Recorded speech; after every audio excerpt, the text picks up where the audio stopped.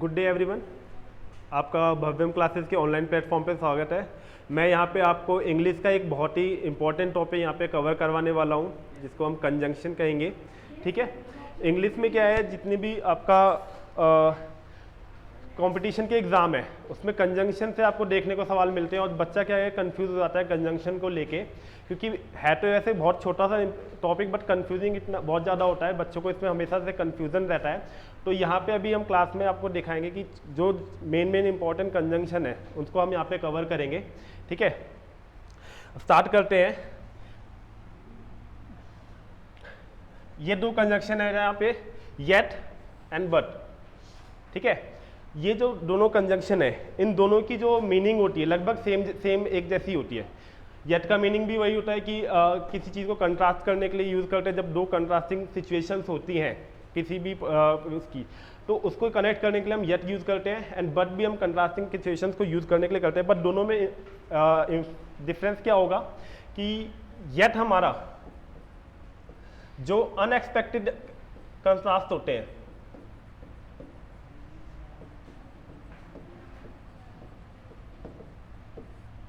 उनके लिए हम येट यूज करते हैं। एंड जो बट हमारा यूज होता है, जो जनरल कंट्रास्ट होते हैं, इन जनरल जो हमें पता होता है ऑब्वियसली कि ये कंट्रास्टिंग है, उसके लिए हम बट यूज करते हैं। अब दोनों में फर्क क्या हुआ, अनएक्सपेक्टेड कंट्रास्ट कैसे हुए, जनरल कंट्रास्ट कौन से हुए, तो इसको एग्जांपल से समझते हैं कि a person had done something unexpected and हम एक्सपेक्ट कर रहे थे उस चीज़ से कि इसका रिजल्ट ये आएगा, बट हुआ क्या, उसका उल्टा हो गया। तो वो क्या हो गया, अनएक्सपेक्टेड कंट्रास्ट हो गया। एंड इन जनरल की person has done something and हमें पता है कि उसका रिजल्ट यही आने वाला है और वही सेम रिजल्ट आया या वही चीज़ें हुई, तो उसमें क्या है, वो जनरल कंट्रास्ट हो गया। तो इन दोनों में ये चीज़ फर्क होता है। जैसे एग्जाम्पल में देख लेते हैं हम पहला, मेघना डिडंट स्टडी हार्ड। मेघना एक लड़की है जिसने स्टडी सही से नहीं करा and she didn't study hard but clear the exam. But exam तो क्लियर कर लिया। इन जनरल क्या होता है कि अगर आपने स्टडी सही से करा हुआ है तो एग्जाम क्लियर होगा, अगर नहीं किया तो नहीं होगा। बट यहाँ पे क्या हो गया, कंट्रास्ट हो गया, डिडंट स्टडी हार्ड है एंड क्लियर। तो यहाँ पे क्या आएगा, बट नहीं आएगा, इसकी जगह हम क्या यूज करेंगे, जो सही चीज क्या होगी, येट। क्लियर है। पहला एग्जाम्पल क्योंकि कंट्रास्टिंग है, एक्चुअल में अगर स्टडी हार्ड है तो you should fail the exam, but here मेघना clear the exam, that's why it is a contrasting situation and we use but yet instead of but. Now let's see our second example. Varun presented the report to the management on time. Varun is a person and इसने present कर दिया अपनी report को एक management को on time पे दे दिया। But second हमारा सेंटेंस क्या कहता है, they delayed the implementation of new policy. उसने जिस पॉलिसी की रिपोर्ट मैनेजमेंट को सबमिट करी है टाइम पे, वो टाइम पे पॉलिसी इंप्लीमेंट भी होनी चाहिए, बट मैनेजमेंट में क्या करा, उसको डिले कर दिया। तो यहाँ पे कंट्रास्टिंग हो गया। तो कंट्रास्टिंग वे में हम क्या यूज करते हैं, अभी हमने बताया कि अनएक्सपेक्टेड कंट्रास्ट होता है या कंट्रास्ट होता है, उसमें येट यूज करते हैं बट की जगह। तो यहाँ पे बट नहीं आएगा, उसका जो सही वो क्या हो जाएगा, येट। ठीक है, सेकंड भी आपको क्लियर होगा। ओके, अब आगे बढ़े, कोई डाउट नहीं होगा किसी को। थर्ड हमारा है example, you are from Nagaland yet I am from Delhi. दो पर्सन आपने बात कर रहे हैं, एक फर्स्ट सेकंड पर्सन यू हो गया and then I am, and we are saying that you are from Nagaland yet I am from Delhi. But ये अनएक्सपेक्टेड कंट्रास्ट तो नहीं है, किसी एक पर्सन का नागालैंड से होना और दूसरे पर्सन का दिल्ली से होना अनएक्सपेक्टेड कंट्रास्ट तो नहीं है। यहाँ पे हर व्यक्ति किसी अलग स्टेट से है, somebody belongs to Uttar Pradesh, somebody belongs to Himachal Pradesh and so on, and it is not a unexpected, it is a general contrast. तो यहाँ पे जनरल कंट्रास्ट है, तो जनरल कंट्रास्ट के लिए हम क्या यूज करते हैं बेटा, बट यूज करते हैं। So that's why we don't use yet, यहाँ पे हम क्या यूज करेंगे, ओके, क्लियर है, क्योंकि जनरल कंट्रास्ट है नागालैंड एंड फ्रॉम दिल्ली। ऐसे लास्ट सेंटेंस देख लेते हैं, चिल्ड्रन आर फिकल। फिकल का मतलब होता है चंचल या शरारती। चिल्ड्रन जो बच्चे होते हैं वो शरारती होते हैं yet adult are serious, serious होते हैं या सिंसियर होते हैं,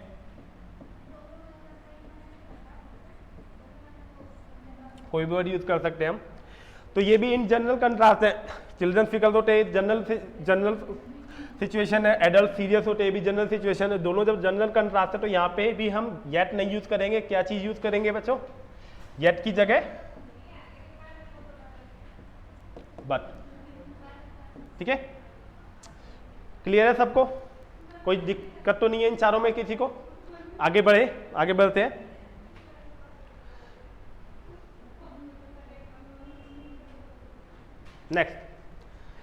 नेक्स्ट हमारा आ गया अनलेस एंड अनटिल। इसको समझ लेते हैं बच्चों, ये भी थोड़ा सा इंपॉर्टेंट है क्योंकि ये कंफ्यूजिंग हो जाता है हमेशा बच्चों के लिए। ठीक है, दो हमें कंजंक्शन दिए हुए हैं, यहाँ पे दो वर्ड दिए हुए हमें, एक है अनलेस, दूसरा है अनटिल। ठीक है, दोनों का जो जनरल मीनिंग होता है वो यही होता है कि जब तक।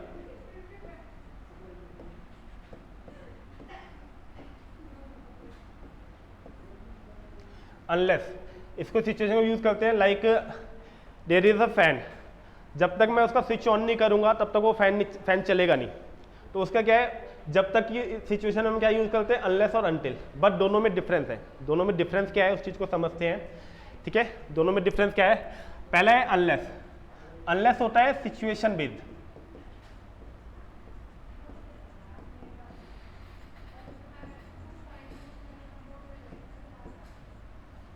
ठीक है, और अनटिल होता है टाइम बेस्ड।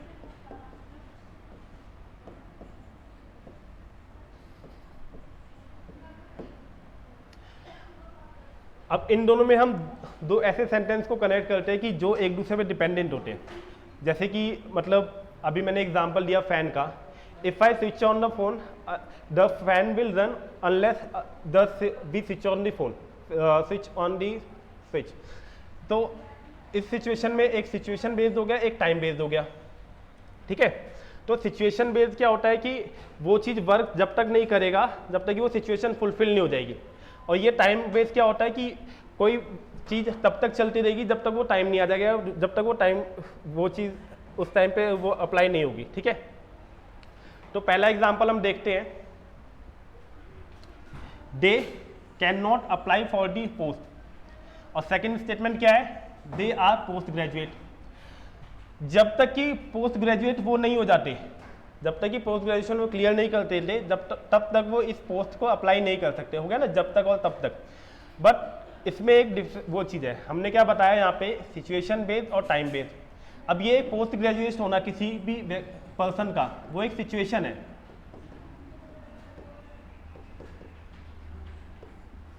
सिचुएशन है, फैक्ट है एक। ठीक है, तो ये टाइम बेस्ड तो है नहीं। पोस्ट ग्रेजुएशन एक सिचुएशन है कि आपने पोस्ट ग्रेजुएशन या तो कर ली या नहीं करी। ठीक है, दोनों में से एक चीज होगी। तो अगर सिचुएशन फुलफिल होती है, if someone is post graduate, तभी वो उसको अप्लाई कर सकता है, वरना नहीं कर सकता है। बट यहाँ पे कंजंक्शन कौन सा यूज हो गया, अनटिल। अनटिल किस चीज के लिए होता है, टाइम बेस्ड। बट हमें तो यह सिचुएशन दे रखी है तो हम यहाँ पे अनटिल यूज नहीं कर सकते हैं, इसकी जगह क्या आप यूज करेंगे,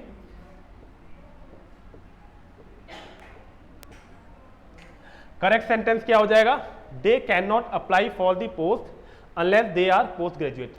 क्लियर है। नेक्स्ट सेंटेंस देख लेते हैं, किसी को डाउट नहीं है इसमें। नेक्स्ट सेंटेंस देख लेते हैं, you should not waste your time unless you are timid. ठीक है, तुम्हें अपना टाइम वेस्ट नहीं करना चाहिए जब तक तुम कायल ना हो। अगर तुम कायल नहीं हो तो तुम्हें अपना टाइम वेस्ट नहीं करना चाहिए।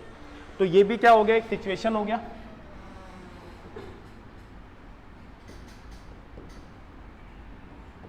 किसी का टिमिड होना टिमिड नहीं होना एक सिचुएशन है कि if a person is timid then someone is apply this situation. अगर कोई नहीं है तो फिर वो नहीं है। ठीक है, अगर आप टिमिड नहीं है तो आपको अपना टाइम वेस्ट नहीं करना चाहिए। तो इसकी ये सिचुएशन बेस्ड है तो उसके साथ हम क्या लगाते हैं, अनलेस। तो ये वाला सेंटेंस हमारा एकदम सही है। ओके, अब तीसरा सेंटेंस देख लेते हैं, आई शैल वेट अनलेस यू कम। मैं वेट करूंगा जब तक कि तुम आ नहीं जाते। अब इसमें थोड़ा सा बच्चा कंफ्यूज होता है। आई शैल वेट, मैं तुम्हारा इंतजार करूंगा। तब कब तक करेगा इंतजार? जब तक कि तुम आ नहीं जाते। अब ये इसका आना किसी एक स्पेसिफिक टाइम पर होगा, किसी एक स्पेसिफिक टाइम पे होगा, या तो वो 2 बजे आएगा या 3 बजे आएगा, कोई 4 बजे आ सकता है। पर जब भी आएगा, जिस टाइम पर तुम आओगे, क्योंकि इसमें टाइम छुपा हुआ है, देखने में हमें टाइम नहीं पता चल रहा है, पर जिस टाइम पे भी तुम आओगे मैं तब तक वेट करूंगा। तो यहाँ पे टाइम बेस्ड हो गया, और टाइम बेस्ड के लिए हम क्या यूज करते हैं बेटा? अनलेस यूज करते हैं। अनलेस की जगह हम क्या यूज करेंगे? अनटिल, क्योंकि टाइम बेस्ड में हम कौन सा कंजंक्शन यूज करते हैं? अनटिल। तो इसका क्या हो जाएगा? अनटिल। एंड लास्ट सेंटेंस देख लेते हैं। Everybody sit here unless Madhav has finished the work. Everybody sit here, हर एक व्यक्ति यहाँ पे बैठेगा, unless Madhav has finished the work. Again, अब वर्क फिनिश करना है तो एक स्पेसिफिक टाइम पे वो होगा, फिनिश होगा। कोई भी वर्क अगर स्टार्ट होता है वो एक स्पेसिफिक टाइम पे जाके फिनिश होता है, तो वो किसी टाइम बेस्ड हो गया। टाइम बेस्ड के लिए हम क्या यूज करते हैं? अनटिल यूज करते हैं। यहाँ पे क्या दिया हुआ है? अनलेस दिया हुआ है। क्या आ जाएगा इसकी जगह? अनटिल आ जाएगा, और ये हमारा वो चीज ठीक हो जाएगा।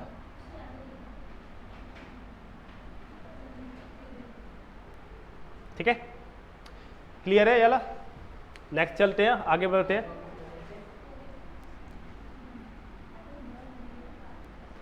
ये बहुत ही इंपॉर्टेंट आपका कॉन्सेप्ट है, इसको एकदम ध्यान से समझना है, क्योंकि सबसे ज्यादा बच्चा इसी चीज में कंफ्यूज होता है कि डाउट और डाउटफुल, इफ एंड वेदर और दैट।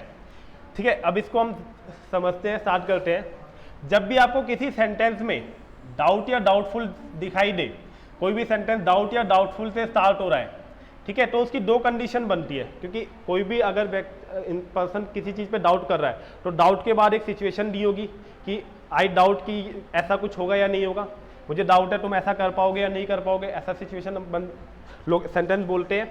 तो उसमें क्या होता है, या तो उसके साथ हम इफ या वेदर यूज करेंगे या फिर दैट यूज करेंगे। अब इसमें कॉन्सेप्ट क्या होता है जो समझने वाला है वो इंपॉर्टेंट है। देखो, इफ और वेदर, इफ का मीनिंग क्या होता है कि, वेदर का मीनिंग क्या होता है कि हाँ कि हालांकि ऐसा ना हो जाए। बोलते हैं ना कि I doubt if you can do it, मुझे डाउट है कि तुम ऐसा कर पाओगे। की का सिचुएशन आया, की का सिचुएशन आया तो 2 चीजें होंगी, या तो हो सकता है या तो करोगे या तो नहीं करोगे। ठीक है, तो यहाँ पे भी अगर इफ और वेदर का भी हम यूज करेंगे जब एफर्मेटिव सेंटेंस होंगे।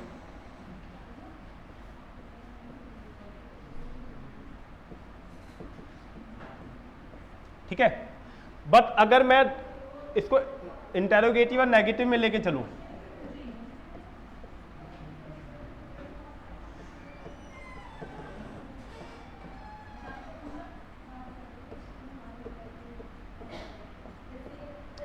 इंटेरोगेटिव और नेगेटिव में कैसे हो जाता है, ये चीज एग्जाम्पल से भी हम समझेंगे। अगर इंटेरोगेटिव और नेगेटिव है तो हम क्या यूज करेंगे? दैट यूज करेंगे। और अगर ये एफर्मेटिव सेंटेंस है तो इफ और वेदर यूज करेंगे। ठीक है, अफर्मेटिव सेंटेंस के साथ ये, और इंटेरोगेटिव और नेगेटिव सेंटेंस के साथ हम दैट का यूज करते हैं। ठीक है, इसको अभी एग्जांपल से हम समझेंगे, देखते हैं। पहला एग्जांपल देख लेते हैं यहाँ पे। शी डाउट, उसने डाउट किया that he will marry her. एक कोई लड़की है, उसको डाउट है इस चीज पे कि क्या, या तो उसका जो क्या कहते हैं लवर है वो उससे या तो मैरी शादी करेगा या नहीं करेगा। तो 2 सिचुएशन हो गई, और एफर्मेटिव सेंटेंस है, यहाँ पे कोई नोट नहीं आ रहा है। ठीक है, ना यहाँ पे कोई क्वेश्चन मार्क है या कोई क्वेश्चन पुटअप किया है, एफर्मेटिव सेंटेंस है। अगर एफर्मेटिव सेंटेंस है तो अभी मैंने क्या बताया कि एफर्मेटिव सेंटेंस के साथ हमेशा हम क्या यूज करते हैं? इफ या फिर वेदर, दोनों में से कोई भी चीज यूज कर सकते हैं। ठीक है, तो यहाँ पे क्या दिया हुआ है? यहाँ पे तो दैट दे दिया एग्जामिनर ने, तो दैट तो गलत हो जाएगा। इसकी जगह हम क्या यूज करेंगे? इफ यूज करेंगे या फिर वेदर यूज करेंगे। ठीक है, अब नेक्स्ट क्वेश्चन देखते हैं, नेक्स्ट एग्जांपल देख लेते हैं। The boy is doubtful if he will pass the exam or not. The boy is doubtful, इसके बाद हमने इफ यूज लगाया, he will pass the exam or not. अब ये एग्जाम पास करेगा या नहीं करेगा, ये सिचुएशन है, तो है तो एफर्मेटिव। नॉट देख के ये मत समझना कि नेगेटिव सेंटेंस हो गया, नेगेटिव नहीं है, ये एफर्मेटिव ही है, बस वो एक और सिचुएशन बता रहा है। ठीक है, कि या तो पास करेगा या तो पास नहीं करेगा। ठीक है, तो एक सिचुएशन होगी तो उसके अफर्मेटिव सेंटेंस में मैंने क्या बताया, इफ आना चाहिए, वेदर आना चाहिए, तो यहाँ पे उन्होंने क्या दे दिया, इफ दे दिया है, ठीक है। बट यहाँ पे बेटा एक कॉन्सेप्ट और निकलता है इफ और वेदर का।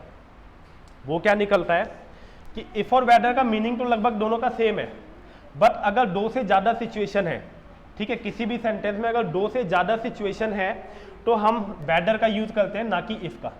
जैसे कि ये वाला सेंटेंस है, इसमें दो से ज़्यादा दो सिचुएशन हो गई, या तो वो पास करेगा एग्जाम को या फिर नहीं पास करेगा, और नॉट लिखा हुआ है, ठीक है, या तो वो एग्जाम पास कर देगा या फिर वो एग्जाम पास नहीं करेगा। दो सिचुएशन बता दी उसने। अगर दो सिचुएशन हम अगर किसी सेंटेंस में दे रखा है तो वहाँ पे इफ नहीं आता है, उसकी जगह हम वेदर को यूज करते हैं। वेदर का यूज ज़्यादा करेक्ट बताया गया है इंग्लिश की बुक्स में, इस वजह से हम इफ की जगह वेदर यूज करते हैं। मीनिंग दोनों का सेम है, बट जो रूल रेगुलेशन कहता है इंग्लिश लैंग्वेज का वो यही कहता है कि अगर दो से ज़्यादा है तो हमें हमेशा हम वहाँ वेदर यूज करेंगे, इफ यूज नहीं करेंगे। इफ सिर्फ सिंगल सिचुएशन के लिए यूज करते हैं, ठीक है, क्लियर है।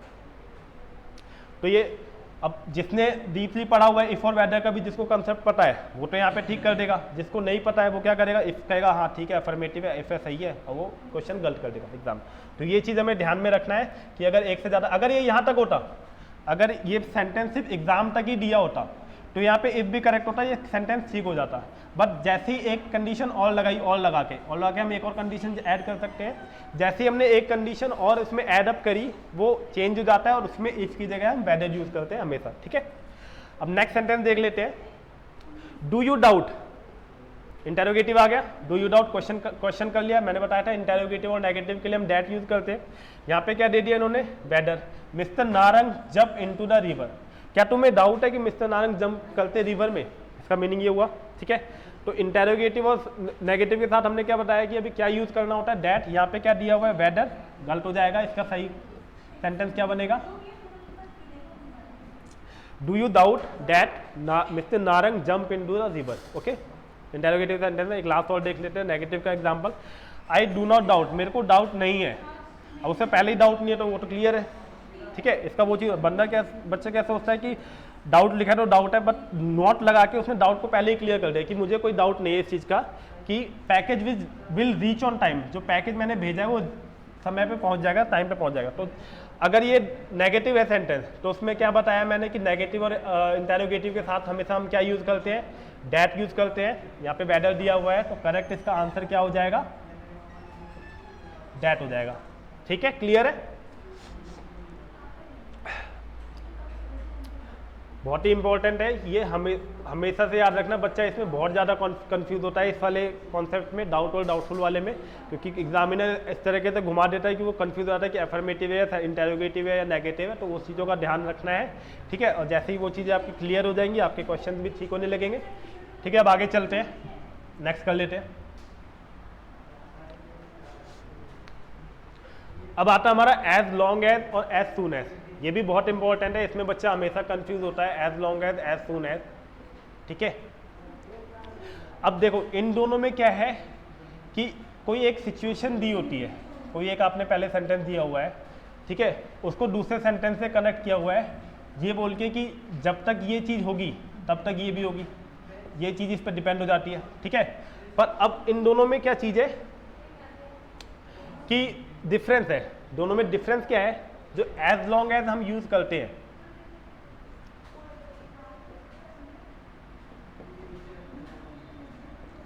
वो कॉन्टिन्यूअस सिचुएशन के लिए यूज करते हैं, और एज लॉन्ग एज हम यूज करते हैं कॉन्टिन्यूअस सिचुएशन के लिए, और एज सून एज हम यूज करते हैं सडन सिचुएशन के लिए। सडन एक्ट कोई अगर होता है तो कॉन्टिन्यूअस सिचुएशन कैसी होती है, सडन एक्ट कैसा होता है कि एक वर्क कोई चल रहा है, जब तक वो वर्क चल रहा है तब तक दूसरा भी चलेगा। तो ये हो गया कॉन्टिन्यूस की, जब तक ये चीज़ है, लाइक एक फैन ऑन कर रखा है मैंने, जब तक as long as it switch is on fan will run. तो क्या है, जब तक वो फैन चलता रहेगा जब तक उसका स्विच ऑन रहेगा, मतलब दोनों काम कॉन्टिन्यूस चल रहे हैं, ठीक है। पर सडन में क्या होगा, मान लीजिए फैन बंद है और मैंने जाके उसका स्विच ऑन कर दिया, सडन सिचुएशन है, वो स्विच ऑन करा, वो स्विच ऑन हो गया उसी समय। उसके बाद फैन चल, जैसे ही मैंने स्विच ऑन करा फैन चलने लग गया, तो ये क्या हो गया, सडन हो गया।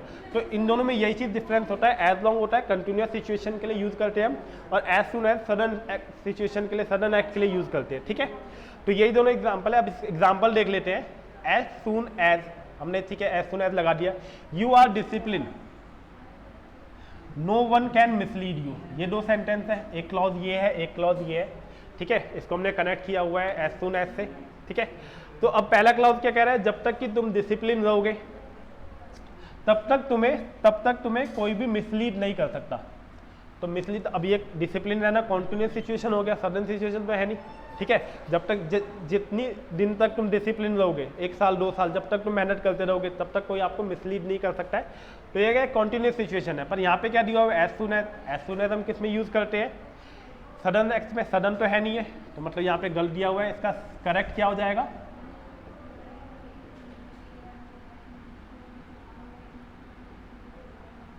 एज लॉन्ग एज इसमें यूज करेंगे, या सून नहीं आएगा यहाँ पे, अच्छा लॉन्ग आ जाएगा, ठीक है। क्लियर है ये वाला पहला एग्जाम्पल, क्लियर है। सेकंड एग्जाम्पल देख लेते हैं।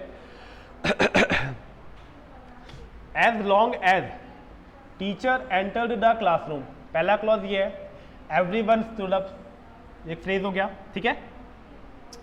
जैसे ही टीचर ने एंटर किया क्लासरूम, जैसे ही टीचर है क्लासरूम में एंटर किया, क्लासरूम में एंटर होते हुए एक्ट खत्म हो गया, क्लास में एंटर होते टीचर क्लास के अंदर आ चुका है, अब वो कॉन्टिन्यूस तो है नहीं, तो ये एक सडन एक्ट है ना, सडन एक्ट है। तो जैसे ही टीचर क्लासरूम में एंटर हुआ, हर एक व्यक्ति खड़ा हो गया, जो क्लासरूम में जितने भी स्टूडेंट थे वो खड़े हो गए।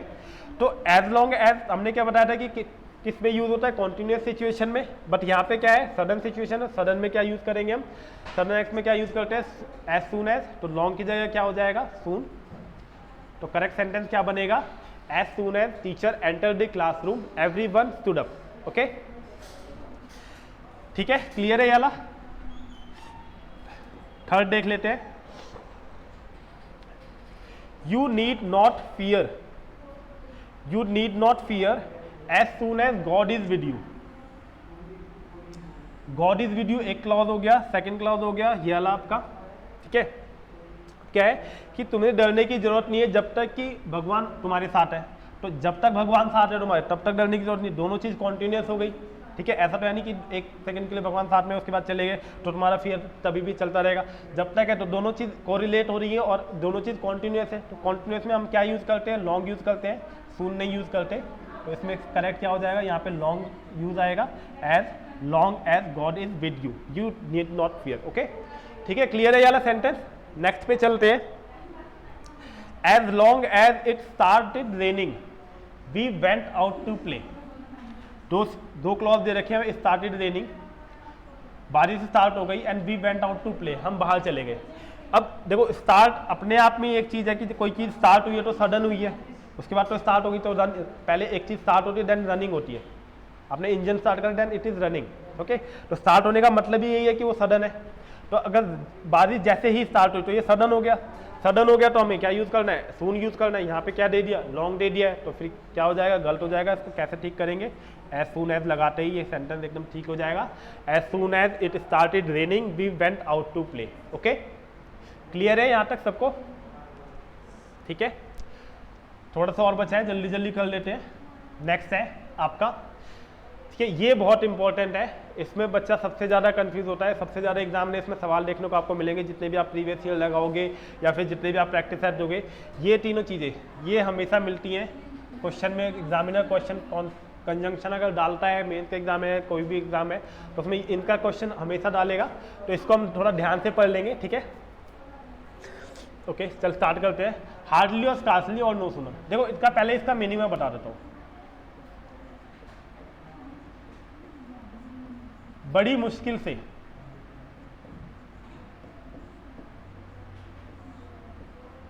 कोई एक वर्क है जो बहुत ही मुश्किल से, बहुत ही कठिनाई से कंप्लीट हुआ है,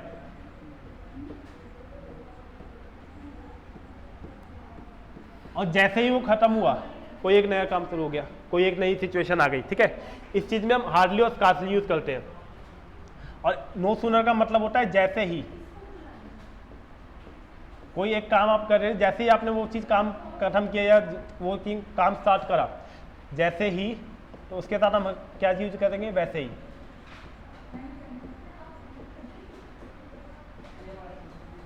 ठीक है, तो ये दोनों चीज़ है। तो हम इसके साथ क्या कहते हैं, आपका क्या कहते हैं कंजंक्शन कौन सा यूज करेंगे, वो चीज़ देख लेते हैं। सबसे ज़्यादा कंफ्यूजन इसी चीज़ में होता है, नोट कर लिया होगा किसी ने। देखो बेटा, हार्डली और स्कार्सली के साथ हमेशा हम ये चीज याद रखनी है, व्हेन और बिफोर यूज करते हैं। व्हेन और बिफोर, और नो सूनर के साथ हमेशा हम देन यूज करते हैं। ठीक है, अब बच्चों को ना इसी चीज में कंफ्यूजन होती है, हार्डली और स्कार्सली के साथ व्हेन और बिफोर यूज करना है, नो सूनर के साथ देन यूज करना है। सेंटेंसेस लगभग एक ही जैसे होते हैं इनके, जैसे सेंटेंस आपके हार्डली और स्कार्सली के बनेंगे वैसे ही नो सूनर और देन के बनेंगे। ठीक है, बट बच्चे इसी चीज में कंफ्यूजन होता है कि हार्डली के साथ वो कभी देन लगा देता है, कभी नो सूनर के साथ व्हेन लगा लेता है, या देन की जगह तुम्हारा ये वाला देन लगा देगा। सबसे ज़्यादा बच्चे तो इन चीज़ों में कंफ्यूज होता है कि ये वाला देन लगेगा, ये वाला देन लगेगा, एग्जामिनर वो देता है, सोचता है कि ठीक है, या फिर देन की जगह व्हेन कर देता है। तो इस चीज़ों की कंफ्यूजन होती है, तो इस चीज़ की कंफ्यूजन मैं आज आपकी दूर कर देगा। इस चीज़ के बाद आपको कभी इस चीज़ में कंफ्यूज नहीं होगा कि सूनर के साथ देन लगेगा और स्कार्सली और हार्डली के साथ व्हेन लगेगा। ठीक है, देखो बच्चा, यहाँ पे क्या दिया हुआ है, हमारा सूनर दिया हुआ है। ठीक है, सूनर दिया हुआ है, तो सूनर क्या है, वर्ड होता है हमारा सून, मतलब जल्दी ही। तो इसकी जो कंपैरेटिव डिग्री होती है वो होती है बेटा सूनर। ठीक है, इसकी कंपैरेटिव डिग्री सूनर होती है। और हमने ये चीज़ पढ़ा हुआ है कि कंपैरेटिव डिग्री में जब भी हम किसी चीज़ की कंपैरेटिव डिग्री यूज करते हैं तो उसके साथ हमेशा कंजंक्शन कौन सा आता है, कनेक्टिंग वर्ड कौन सा होता है, उसके साथ हमेशा देन होता है। ठीक है, तो यहाँ पे हमने नो सूनर करके अगर एक फ्रेज बनाया हुआ है, तो नो सूनर में सूनर तो वही चीज़ रहेगा, आपका कंपैरेटिव डिग्री वाला ही रहेगा, तो उसके साथ हमेशा क्या है, देन यूज होगा। इस चीज़ को हमेशा इस चीज़ से रिलेट करके रखो कि सूनर हमेशा हमारा एक कंपैरेटिव डिग्री वाला एडजेक्टिव है, तो उसके साथ हमेशा हम देन लगाएंगे, और हार्डली और स्कार्सली के साथ हमेशा व्हेन लगाएंगे। ठीक है, तो अब इसके एग्जाम्पल देख लेते हैं। पहला एग्जाम्पल है, she had hardly recovered from the fever. वो बड़ी मुश्किल से, बहुत ही मुश्किल से उसने रिकवर किया था फीवर से अपने आप को, कि वैसे ही she was attacked with allergy, उसको एलर्जी हो गई। अभी तो उसने फीवर से अपने आप को ठीक ही किया था दवाई ववाई खा के, अब क्या हुआ, उसको एलर्जी हो गई। मतलब एक बहुत ही मुश्किल से कोई चीज़ काम खत्म हुआ, जैसे ही वो खत्म हुआ वैसे ही दूसरी चीज़ उसकी वो स्टार्ट हो गई। पर तो हमने क्या पढ़ा है कि हार्डली जब भी आए, जब भी हार्डली दिखे इसमें या स्कार्सली दिखे, दोनों एक ही मीनिंग होता है। जब भी अगर हार्डली दिखे तो उसके साथ हमेशा हम कंजंक्शन कौन से यूज करते हैं, देन नहीं यूज करते, हम क्या यूज करेंगे इस पे, व्हेन यूज करेंगे। ठीक है, या फिर बिफोर यूज करेंगे। दोनों ही चीजें सही है, दोनों ही आप सेम मीनिंग देते हैं।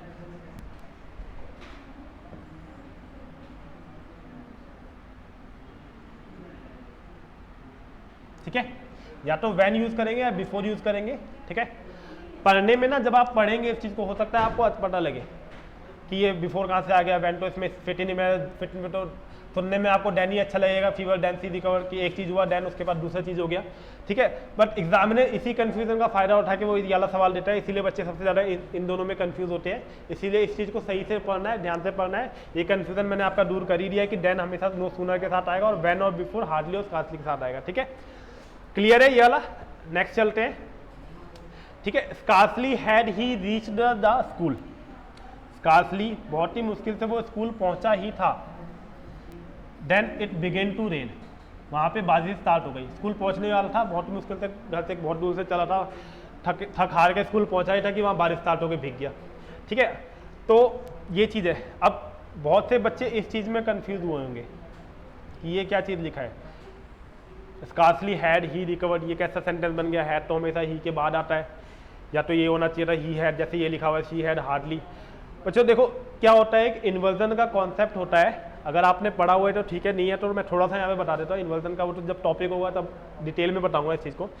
क्या होता है कि कुछ वर्ड्स होते हैं, उसमें क्या है, एक हार्डली है, एक स्कार्सली है। ठीक है, ये इन दोनों वर्ड्स को जैसे हम पहुँचते हैं, अब यहाँ पे तो हम कठिनाई दिखा रहे हैं किसी चीज़ की भाई बहुत कठिन से वो स्कूल में पहुंचा, इसको और ज़्यादा वो दिखाना है, अगर और बढ़ा चढ़ा के दिखाना है तो हम क्या करते हैं, इस चीज़ पे, इस सेंटेंस पे जोर देने के लिए क्या करते हैं, हम इन्वर्जन का वो चीज़, इन्वर्जन का कॉन्सेप्ट लगाते हैं, जिसमें क्या होता है, स्कार्सली आगे आ जाता है। ठीक है, सबसे पहले हम स्कार्सली यूज़ करते हैं, और स्कार्सली के आगे आने से अब क्या कहते हैं, अब मान लो किसी चीज़ को आप दबाने जाओगे, किसी पे आपको जोर डालना है, तो अकेले तो जाओगे नहीं, किसी को लेके जाओगे साथ में, तो यहाँ पे ये क्या करता है, अपने साथ हेल्पिंग वर्ब उठा लेता है, यहाँ का जो भी हेल्पिंग वर्ब है वो अपने साथ उठा के ले आएगा आगे, कहेगा भाई तू भी चल, उसको बताते हैं।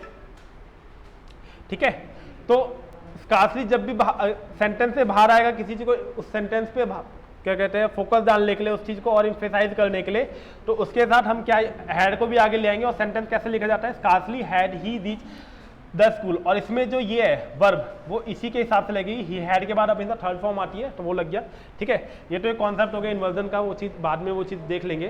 ठीक है, तो बट जो यहाँ पे कॉन्सेप्ट है कंजंक्शन का, वापस आ जाते हैं कंजंक्शन पे, उसमें क्या होता है कि स्कार्सली के साथ हम कौन सा कंजंक्शन यूज करते हैं बच्चों, अभी मैंने बताया हार्डली और स्कार्सली के साथ क्या यूज होता है, व्हेन एंड बिफोर, और यहाँ पे क्या दिया हुआ है बेटा, देन दिया हुआ है, तो देन तो गलत हो गया, यहाँ पे क्या आना चाहिए, व्हेन आना चाहिए।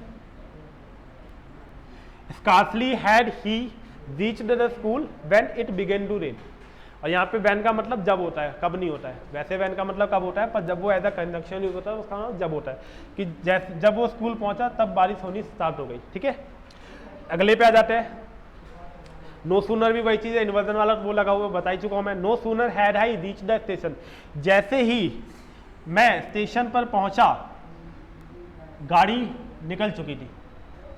ठीक है, जैसे ही एक काम खत्म करा मैंने, no sooner had I reach, दूसरा काम स्टार्ट हो गया, जैसे ही मैं स्टेशन में पहुंचा, जैसे मैंने स्टेशन पे कदम रखा अपना, ट्रेन चल पड़ी थी, तो जैसे ही के साथ में हम वो चीज़ यूज़ करते हैं no sooner, but no sooner के साथ हमेशा कंजंक्शन कौन सा आता है, मैंने बताया अभी, क्या आएगा, देन आएगा। सुनने में वैन भी अच्छा लगेगा लोग कि वैन जब ट्रेन चल चुकी थी मैं तब वहाँ पहुँचा, तो उसमें वैन भी लग जाएगा, बट यहाँ पे नो सूनर के साथ हमेशा कौन सा कंजंक्शन यूज़ होगा, कौन सा कंजंक्शन बताया है, देन बताया है, तो हमेशा यहाँ पे वैन नहीं आएगा, यहाँ पे क्या आ जाएगा, जो करेक्ट कंजंक्शन है इस वाले सेंटेंस में वो है देन। ठीक है, THA। लास्ट वो देख लेते हैं, अब तक तो आपकी सीख गए होंगे, तो इसका क्या हो जाएगा, no sooner does he arrive, जैसे ही वो पहुंचा, ही बिगेन, तो पहुंचता है, कौन सा है ये, सिंपल टेंस है, सिंपल टेंस क्या होता है, रेगुलर चीज़ों को दिखाता है। ठीक है, तो क्या होगा, नो सूनर ही अराइव, जैसे ही वो ऑफिस में पहुंचता है वो काम करना स्टार्ट कर देता है, इतना मेहनती लड़का है हमारा, तो जैसे ही वो पहुंचता है, when does he arrive then he begin to, जैसे वहाँ पे पहुंचता है वैसे ही काम करना स्टार्ट कर देता है। तो यहाँ पे क्या लिखा हुआ है, नो सूनर, नो सूनर के साथ कौन सा कंजंक्शन बताया मैंने, देन, तो नो सूनर के साथ यहाँ देन लगा हुआ है, मतलब ये सेंटेंस एकदम सही है, तो ये चीज़ नो एरर आ जाएगा इसमें। ठीक है, क्लियर है सबको। ठीक है, आगे चलते हैं। अब देखो बेटा, ये है हाउएवर और व्हाइल। ठीक है, ये कंजंक्शन क्या होता है कि ये जैसे हम इसको यूज करेंगे जिस हिसाब से, उस हिसाब से इनकी मीनिंग चेंज हो जाएगी। ठीक है, हाउएवर है और व्हाइल है, इसको हम दो तरीके से यूज कर सकते हैं, या तो सबऑर्डिनेट, आपने स्टार्टिंग में पढ़ा हुआ है सबऑर्डिनेट और कोऑर्डिनेट दो क्लॉज होते हैं, या फिर इसको हम यूज कर सकते हैं एज अ कोऑर्डिनेट। ठीक है, ऐसे हम व्हाइल को भी दो तरीके से यूज कर सकते हैं, एक तो सबऑर्डिनेट क्लॉज के तरीके से और एक कोऑर्डिनेट के।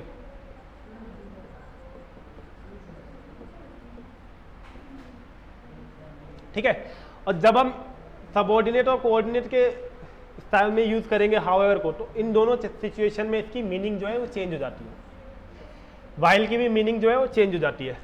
ठीक है,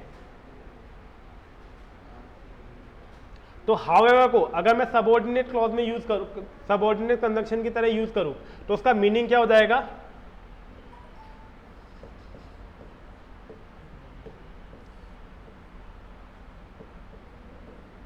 जितना भी, मतलब जितना भी तुम हाउएवर, कितना भी तुम ये चीज कर लो, कितना भी वो चीज कर लो, तो उस केस में हम क्या यूज, हाउएवर का मीनिंग क्या हो जाएगा, कितना भी। और अगर मैं कोऑर्डिनेट में यूज करूंगा तो इसका वो क्या हो जाएगा, फिर भी। मीनिंग दोनों जगह में इसका चेंज हो जाता है, इसीलिए ये इंपॉर्टेंट है, क्योंकि अगर आगे लगा है तो उसका मीनिंग अलग है, और अगर कोऑर्डिनेट कंजंक्शन की तरह वो बीच में लगा हुआ है सेंटेंस के तो उसका मीनिंग अलग है। ऐसे ही वाइल, वाइल का क्या होता है, जब या दौरान कोई वर्क चल रहा है उस टाइम पे या उसके दौरान, तो अगर सबऑर्डिनेट में यूज हुआ है वाइल तो उसका मतलब हो जाएगा जब या दौरान। अगर वो कोऑर्डिनेट में यूज हुआ है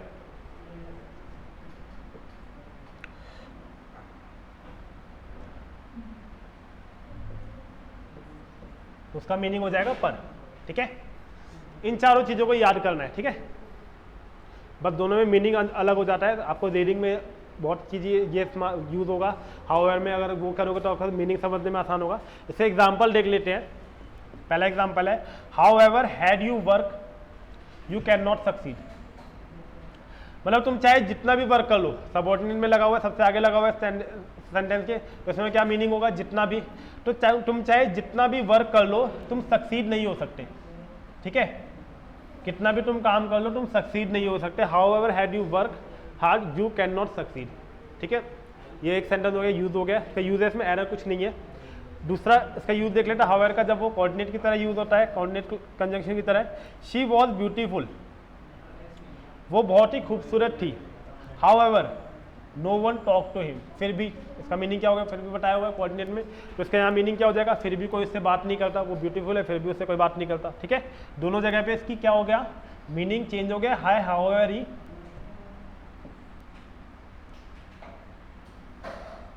ठीक है, पर यहाँ पे कौन सा है, सबऑर्डिनेट कंजंक्शन है, यहाँ पे कौन सा है, कोऑर्डिनेट कंजंक्शन है। ठीक है, एक ही कंजंक्शन दो तरीके से भी यूज हो सकता है। ठीक है, उसके बाद वाइल पे आ जाते हैं। While I was sleeping he went out, जब मैं सो रहा था, जिस दौरान मैं सो रहा था, ही वेंट आउट, वो बाहर चला गया। सबऑर्डिनेट क्लॉज में क्या बताया था इसका मीनिंग, जब और दौरान। जब वो सो रहा था, जब मैं सो रहा था तो वो बाहर चला गया, तो कौन सा क्लॉज हो गया यहाँ पे, कंजंक्शन कौन सा हो गया, सबऑर्डिनेट कंजंक्शन हो गया वाइल। इसका मीनिंग यहाँ पे क्या हो जाएगा, जब जिस टाइम पे मैं सो रहा था। लास्ट सेंटेंस देख लेते हैं। It was expensive, it was expensive while this is beautiful. दो चीज़ों की बात हो रही है, एक तो एक्सपेंसिव है तो ये एक्सपेंसिव, पर ब्यूटीफुल कौन सा है, दूसरा वाला। इट वॉज एक्सपेंसिव, बहुत ही ज़्यादा एक्सपेंसिव था, पर क्या था, ब्यूटीफुल था। तो वाइल का यहाँ पे मीनिंग क्या हो जाएगा, पर हो जाएगा, पर, किंतु, लेकिन। और कौन सा कंजंक्शन हो जाएगा, ये कोऑर्डिनेट कंजंक्शन की तरह यूज होगा। ठीक है, क्लियर है सबको, देख लिया आपने, चारों यूज देख लिए इन चारों के, अलग अलग उसमें कैसे कैसे यूज होता है, कैसे उसके वो होता है। ठीक है, तो बच्चों यहाँ तक तो था हमने कंजंक्शन के मेन जो कंजंक्शन है, जिस पे बहुत ज़्यादा एग्जामिनर सवाल पूछता है, हमेशा बच्चों को कन्फ्यूज़न होता है, वो चीज़ें हमने इसमें कवर करी है। ठीक है, और ऐसे ही मैं वीडियो और भी आपके लिए लाता रहूँगा, शेयर करता रहूँगा। इन चीज़ों को आप देख सकते हैं, कोई भी डाउट हो आप अपने कमेंट सेक्शन में पूछ सकते हैं। ठीक है, ऐसे ही और भी वीडियो देखने के लिए मैं धीरे धीरे हर एक टॉपिक पे इंपॉर्टेंट जो भी आपके क्वेश्चंस बनते हैं या जो भी इंपॉर्टेंट उनमें कॉन्सेप्ट है उसके बारे में आपको मैं वीडियो बना के देता रहूँगा। ठीक है, तो इस चीज़ के लिए आप कभी भी आप हमारी वीडियो देख सकते हैं और हमारे चैनल को सब्सक्राइब कर सकते हैं, उसको शेयर कर सकते हैं अपने दोस्तों के साथ। ठीक है, और बाकी कोई भी दिक्कत होती है तो आप उसमें कमेंट कर सकते हैं, उस चीज़ का हम रिप्लाई आपको दे देंगे। ठीक है, जय हिंद, गुड बाय एवरीवन।